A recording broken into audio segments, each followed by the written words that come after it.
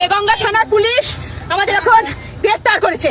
Mid day meal কর্মীরা তারা SIR নিয়ে নেমেছিলেন, তার প্রতিবাদে মিড ডে মিল কর্মী ফোন কাটছে লাইভের মধ্যে, ফোন কাটছে, দেখুন একদম লাইভের মধ্যে পুলিশ ফোন কাটছে।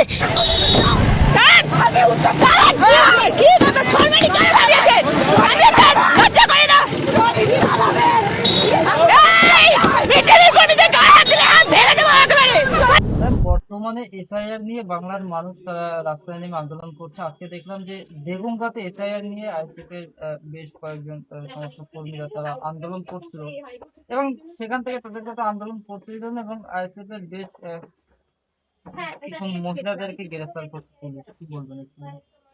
দেখুন, এখানে বিষয়টা হলো যে আমরা যখন পুলিশের কাছ থেকে একটা পুলিশের রোল নিয়ে বা পুলিশের দায়িত্ব নিয়ে যখন আমরা কথা বলি, তখন প্রথম বিষয় আসছে পুলিশের কাজ হলো বা পুলিশের রোল বা আমাদের সংবিধান পুলিশকে যে পাওয়ারটা দিয়েছে, যে ক্ষমতাটা দিয়েছে, সেটা হলো মানুষের রক্ষা করা এবং মানুষের অধিকার রক্ষা করা। তো মানুষ যখন রাস্তায় নামে নিজের অধিকার নিয়ে কথা বলতে, নিজের অধিকার নিয়ে লড়াই করার জন্য সারা ভারতবর্ষে এবং পশ্চিমবঙ্গে বিশেষত এই এসআইআর নিয়ে মানুষের মধ্যে যে এই আতঙ্ক সৃষ্টি হয়েছে, মানুষ নিজের অধিকার নিয়ে মানুষের মধ্যে এখন মানুষ এত বেশি চিন্তিত হয়ে গেছে যে মানুষের এখন প্রধান কনসার্ন বা মানুষের সব থেকে বেশি চিন্তার বিষয় হয়ে দাঁড়িয়েছে যে আমরা এই দেশে থাকতে পারবো কিনা, আমরা দেশের নাগরিক তকমা পাবো কিনা, আমাদেরকে দেশ থেকে তাড়িয়ে দেওয়া হবে কিনা, যে বা আমরা বাড়ি ছেড়ে চলে যেতে হবে কিনা। সাধারণ মানুষ যারা দেশের নাগরিক, যাদের 2002-এ ভোটার লিস্টে নাম থেকেছে, যারা বৈধ নাগরিক, যাদের বাবা মার নাম রয়েছে, তারা পর্যন্ত শুনানির নোটিশ পাচ্ছে, হিয়ারিং এর নোটিশ পাচ্ছে এবং সেখানে গিয়ে মানে পুরো বিষয়টা এতটাই আনসার্টেন হয়ে গেছে যে কোন নাগরিকটা ভারতবর্ষে থাকতে পারবে, কোন নাগরিক থাকতে পারবে না। ইলেকশন কমিশনের এমনভাবে দ্বিচারিতা শুরু হয়েছে, ইলেকশন কমিশন যেই জায়গায় গিয়ে মানুষকে হয়রানিতে ফেলছে, মানুষ যতটা দ্বিধার মধ্যে আছে, মানুষ যতটা সংশয়ের মধ্যে আছে, এইরকম পরিস্থিতিতে মানুষ আগে পড়েনি। এবং ঠিক ইলেকশনের আগে এই পরিস্থিতিতে যখন এইরকম পরিস্থিতিতে এসছে, তখন মানুষের কাছে বিক্ষোভ করা ছাড়া, মানুষের কাছে লড়াই করা ছাড়া, প্রতিবাদ করা ছাড়া, রাস্তায় নামা ছাড়া কোনো উপায় নেই মানুষের কাছে। কারণ মানুষকে নিজের অধিকারটা বুঝে নিতে হবে, অধিকারের জন্য লড়াই করতে হবে। যেই দেশে ইলেকশন কমিশন মানুষের হয়রানির কারণ হয়ে দাঁড়াচ্ছে, যেই দেশের সরকার মানুষের হয়রানির কারণ হয়ে দাঁড়াচ্ছে, সরকারের দিক থেকে বিশেষ কোনো সুরক্ষা নেই, সরকারের দিক থেকে কোনো স্ট্রং স্ট্যান্ড নেই মানুষের জন্য। মানুষকে বিহারে আমরা দেখেছি কয়েক কোটি মানুষের নাম বাদ গেছে।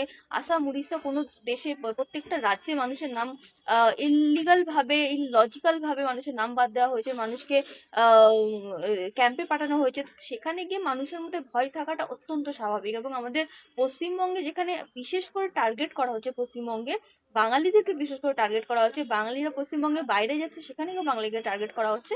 তো সেখানে গিয়ে পশ্চিমবঙ্গে মানুষের অধিকার সুরক্ষার জন্য, মানুষের নিজের অধিকারের জন্য লড়াই করাটা খুব স্বাভাবিক এবং বিক্ষোভ করাটা খুব স্বাভাবিক। সংবিধান আমাদেরকে অধিকার দিয়েছে যে আমরা যখনই দেখবো যে রাষ্ট্র বা সরকার যখনই কোনো বেআইনি বা সংবিধান বিরোধী কোনো রকমের আইন নিয়ে আসছে বা সংবিধান বিরোধী কোনো কাজ করছে বা মানুষের অধিকার কেড়ে নেওয়ার চেষ্টা করছে, মানুষকে কথা বলার অধিকার সংবিধান দিয়েছে। এবং সেই সাংবিধানিক নিয়ম মেনে যদি মানুষ কথা বলে, মানুষ যদি প্রতিবাদ করে, তাহলে সেই প্রতিবাদের বিরুদ্ধে এখানে রাজ্য সরকারের দায়িত্ব বা সরকারের দায়িত্ব বা প্রশাসনের দায়িত্ব মানুষকে সুরক্ষা দেওয়া, নতুবা মানুষকে অ্যারেস্ট করা বা মানুষকে লকআপে নিয়ে যাওয়া বা মানুষকে গ্রেফতার করা। তো বিষয়টা হলো এখানে যখন মানুষ প্রতিবাদ করে, সাংবিধানিক নিয়ম মেনে প্রতিবাদ করে, সাধারণ নিয়ম মেনে প্রতিবাদ করে, মানুষ নিজের অধিকারের কথা বলে, মানুষ নিজের সুরক্ষার কথা বলে, অতএব এখানে আমরা পুলিশের রোলটা কি ভাববো বা পুলিশের রোলটা এখানে কি এক্সপেক্টেড হয়ে দাঁড়ায় যে পুলিশ সেখানে মানুষকে সুরক্ষা দেবে। যদি কোনো রকমের সমস্যা হয়ে থাকে, যদি কোনো রকমের সেখানে দাঙ্গা বাঁধাচ্ছে, কোনো রকমের চান্সেস থাকে বা কোনো রকমের ঝামেলা বা অশান্তি বা বিক্ষোভ হওয়ার চান্সেস থাকে, পুলিশের কাজ হলো সেটাকে কন্ট্রোল করা, সেটার জন্য মানুষকে অ্যারেস্ট করা না।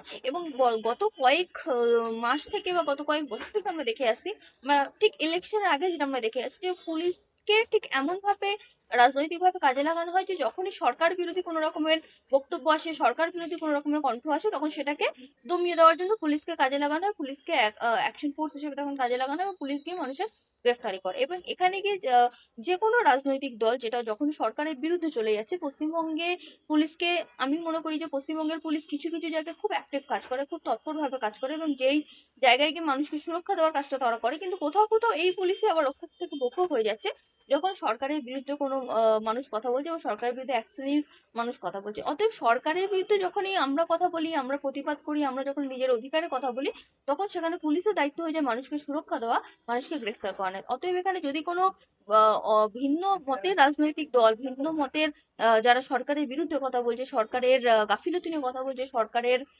কেয়ারলেসনেস নিয়ে, নেগলিজেন্স নিয়ে কথা বলছে, তারা কথা বললে যদি পুলিশ সেই মানুষদেরকে অ্যারেস্ট করে, যারা সরকারের সাথে ভিন্ন মত রাখে এরকম রাজনৈতিক দলের মানুষ যদি পুলিশ অ্যারেস্ট করে, তাহলে পুলিশ এখানে রাজনৈতিক পুতুল হয়ে গেছে। পুলিশের বিরুদ্ধে মানুষকে কথা বলতে হবে, পুলিশকে বুঝিয়ে দিতে হবে যে পুলিশের আসল কাজ মানুষকে সুরক্ষা দেওয়া, মানুষকে গ্রেফতার করানো।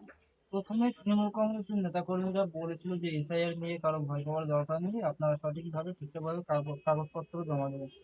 অথচ এখন যখন এসআইআর নিয়ে বাংলার মানুষ যখন ছোটাছুটি করছে, তখন আবার তারাই রাস্তায় নেমে আন্দোলন করছে। এই আন্দোলন করাটায় আপনি কোন দেবেন? সব থেকে বড় কথা হলো, মানুষ এখানে আশা করেছিল যে রাজ্য সরকার মানুষকে এই জায়গাটা সুরক্ষা দেবে।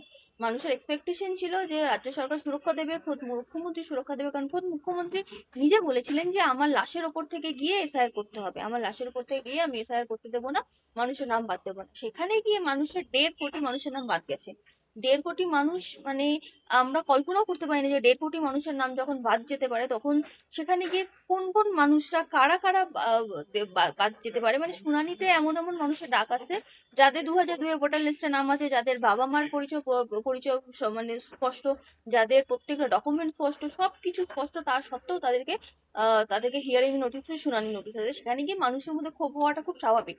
এবং সরকার মানুষকে কথা দিয়েছিল, পশ্চিমবঙ্গ সরকার, মুখ্যমন্ত্রী নিজে কথা দিয়েছিলেন, মুখ্যমন্ত্রী ভাইপো কথা দিয়েছিলেন মানুষকে, যে তারা মানুষকে সুরক্ষা দেবেন, তাদের ইচ্ছার তাদের মানুষের বিরুদ্ধে কোনো রকমের অ্যাকশন নেওয়া গেলে তারা সেখানে মানুষের হয়ে ঝাঁপিয়ে পড়বে। কিন্তু সেই অ্যাকশনটা কোথাও একটা গিয়ে সরকার তরফ থেকে দেখা যাচ্ছে না।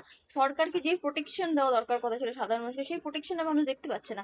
মানুষ এখন খুব দিশেহারা ফিল করছে, মানুষের মধ্যে একটা আতঙ্ক তৈরি হয়েছে, মানুষের মধ্যে যে ভয়টা তৈরি হয়েছে নিজেকে দেশ ছাড়া হওয়ার, বৈধ নাগরিক, বৈধ ভোটার হওয়া সত্ত্বেও। কারণ 2002-এ যাদের নাম আছে তাদের নাম তো নির্বাচন কমিশনই প্রকাশ করেছে। তাহলে তাদের নির্বাচন কমিশন যখন যেই নির্বাচন কমিশন 2002-এ তাদের ভোট দেওয়ার অধিকার দিচ্ছে, সেই নির্বাচন কমিশন 2026 এসে তাদেরকে দেশ থেকে বার করে দেওয়ার চেষ্টা করছে। তাহলে এই রকমের যখন বাইপার্সিয়ালিটি চলে আসছে, তখন সেই জায়গায় গিয়ে মানুষের মধ্যে আতঙ্কটা খুব স্বাভাবিক।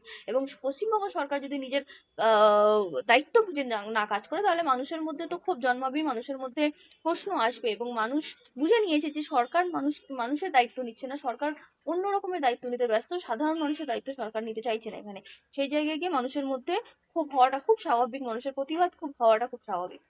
ম্যাম, দিকে দিকে বিএলওরা গণ ইস্তফা দিচ্ছে, কারণ তারা ইসিআই এর কাছ থেকে কোনো হার্ড কপি পাচ্ছে না, নয়া নয়া নির্দেশিকা জারি করছে। এই বিষয়ে কি বলবেন? দেখুন, আজকেই সুপ্রিম কোর্ট একটা নির্দেশ দিয়েছে ইসিআই কে, একটা বড়, আমি বলবো যে মানে ইলেকশন কমিশনের মুখে একটা বড় থাপ্পড় মেরেছে সুপ্রিম কোর্ট, যেখানে কি সুপ্রিম কোর্ট বলেছে যে এই যে লজিক্যাল ডিসক্রিপেন্সি, যে এই একটা অজুহাত দিয়ে 1.5 কোটি মানুষের নাম বাদ গেছে, মানুষকে প্রত্যেক দিন শুনানিতে ডাকা হচ্ছে, এবং শুনানির জন্য ডাকা হচ্ছে বিডিও অফিসে। এই যে ইলেকশন কমিশন নিজের ইচ্ছা মতো যা মানুষের যে হয়রানি করাচ্ছে, বা মানুষের যেই সমস্যাগুলো তৈরি করছে, যেই সমস্যাগুলো মানুষের মধ্যে হওয়ার কোনো কথা না। কারণ প্রান্তিক এলাকার মানুষ যারা দিন আনে দিন খায়, যারা খেটে খায়, তাদের মতো মানুষকে যদি এসআইয়ের জন্য প্রত্যেকদিন দৌড়াদৌড়ি করতে হয়, তাদের মানুষকে যদি মানুষ যদি নিজের প্রত্যেক দিনের রুজি রোজগার ছেড়ে যদি মানুষকে বাইরে যেতে হয়, রুজি রোজগার ছেড়ে যদি মানুষকে এসআইয়ের শুনানির জন্য প্রত্যেকদিন বাইরে যেতে হয়, তাহলে সেই মানুষটা খাবে কি?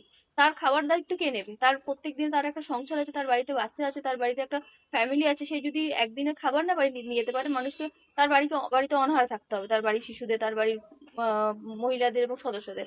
তাহলে সেই রকম মানুষের সংখ্যা যেখানে বেশি, সেই রকম মানুষদেরকে প্রতিনিয়ত হয়রানি হতে হচ্ছে এই ইলেকশন কমিশনের গাফিলতির জন্য, বা ইলেকশন কমিশনের অনিয়মের জন্য, বা বেনিয়মের জন্য। তাহলে সাধারণ মানুষকে তো কখনো আমরা এর দায় দিতে পারি না, সাধারণ মানুষ তো কখনো বারবার এর শিকার হতে পারে না। ইলেকশন কমিশন যখন নিয়ম বানাতে পারেনি, তাদের নিয়মের গাফিলতি রয়েছে, তাদের ভুল রয়েছে, তাদের সিস্টেমেটিক ফল্টের জন্য বারবার মানুষকে তো এর জন্য হয়রানি শিকার করা যেতে পারে না। তাই সুপ্রিম কোর্ট আজ একটা বড় নির্দেশ দিয়েছে যে ইলেকশন কমিশনকে যেই লজিক্যাল ডিসক্রিপেন্সির জন্য যাদের নাম বাদ দিতে চলেছে 1.5 কোটি মানুষের বাদ, কারণ 1.5 কোটি একটা অনেক বড় সংখ্যা, 1.5 কোটি মানে একটা অনেক বড় সংখ্যা, একটা পশ্চিমবঙ্গের জনসংখ্যার অনেক বড় অংশ। তা 1.5 কোটি মানুষকে তো সরকার এমনি এমনি বাদ দিয়ে দিতে পারে না, নির্বাচন কমিশন এমনি এমনি বাদ দিতে পারে না 1.5 কোটি মানুষকে।